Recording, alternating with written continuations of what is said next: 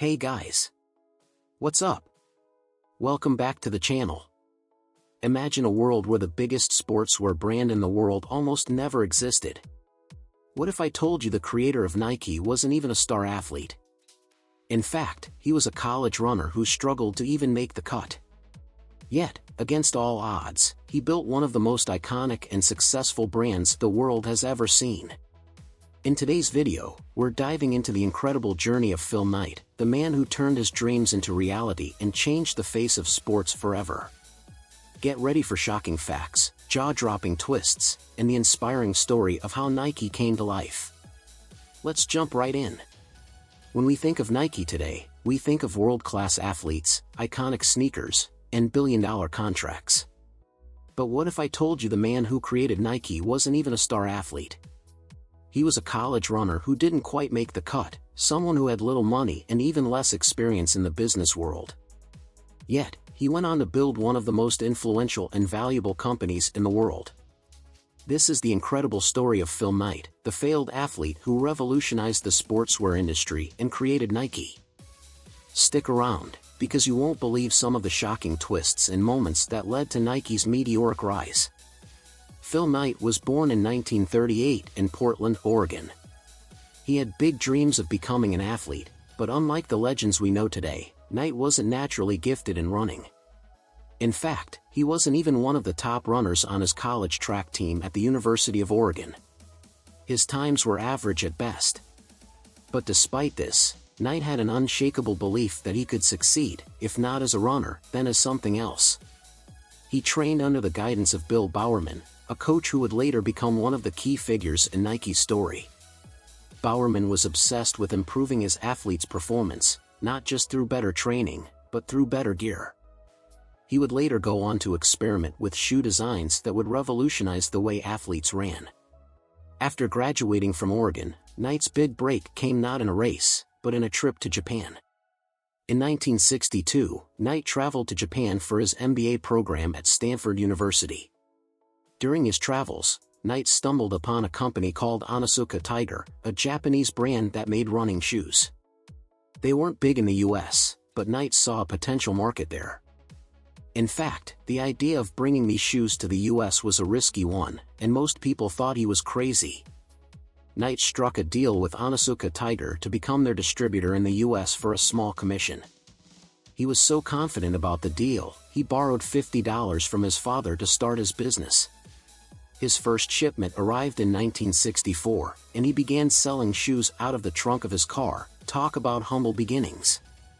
But here's the shocking twist: Onitsuka Tiger actually didn't believe in Knight's vision. They only agreed to the deal because they were desperate to break into the American market. They didn't think Knight's idea would amount to much. But little did they know, this partnership would eventually lead to a brand worth billions. Phil Knight and Bill Bowerman launched Blue Ribbon Sports in 1964. Knight handled the business side, while Bowerman experimented with shoe designs. Their first shoes were a hit at track meets, and Knight began to build a small network of loyal customers. But even with this initial success, things weren't easy. In 1971, after years of successful sales, the partnership with Onitsuka Tiger started to unravel. Tensions between Knight and Onitsuka mounted, mainly over pricing and control. Here's where it gets shocking: instead of giving up, Knight and Bowerman decided to break away and build their own brand from scratch. They wanted full control of the shoes, from the design to the pricing. At the time, Knight was deeply in debt. In fact, when he made the decision to part ways with Onitsuka Tiger, he was nearly broke. He had to put up his personal savings, borrow more money, and risk everything he had to create something new. In 1971, Nike was born. And here's another shocking tidbit: Knight and Bowerman didn't even love the name Nike at first. They initially considered calling the brand Dimension 6, but it just didn't have the impact they wanted. Then, they decided on Nike, after the Greek goddess of victory. The swoosh logo, designed by a student named Carolyn Davidson, cost only $35, but it would go on to become one of the most recognizable symbols in the world. But Nike's road to success wasn't smooth. At one point, Knight was so deep in debt, he he had to rely on his personal credit to keep the business afloat. He often found himself waking up in the middle of the night, wondering how he would pay his employees or keep his suppliers happy. And it wasn't just money problems.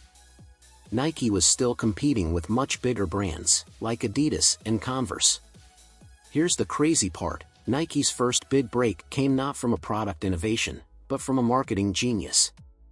In 1972, Nike signed a deal with a young, up-and-coming sprinter named Steve Prefontaine. Prefontaine was a star at the University of Oregon, and Bowerman saw him as the ideal representative for Nike. Prefontaine became the first Nike-sponsored athlete, and his success on the track helped elevate the brand.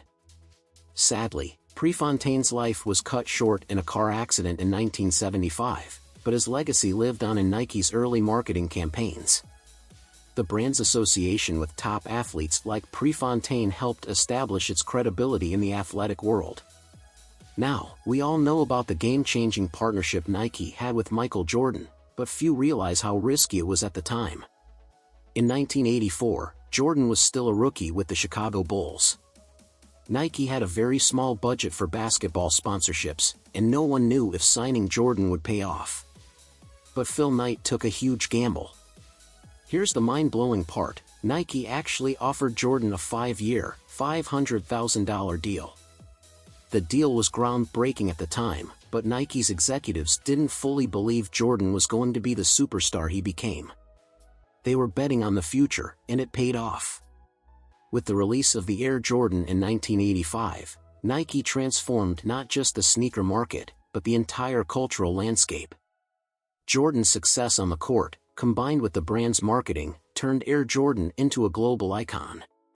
Nike had its first real cultural moment, and it would never be the same.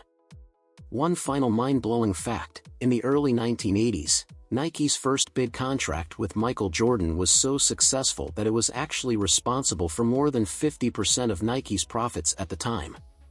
Can you imagine what would have happened if Knight had never made that risky move? So, the next time you slip on a pair of Nikes or see the swoosh, remember that it wasn't just built on athletic prowess, it was built on the vision of a man who took risks, failed, but refused to give up. Phil Knight's story is a reminder that sometimes, the biggest successes come from the boldest bets. If you enjoyed this video, hit the like button, subscribe, and leave a comment below with your favorite Nike moment or a company that inspires you. Thanks for watching, and I'll see you in the next video. Thanks for watching. If you enjoyed this video, be sure to give it a thumbs up and subscribe to the channel for more awesome content. Don't forget to hit the notification bell so you never miss any upload. Let me know your thoughts or questions in the comment below, and I'll catch you in the next one. Take care.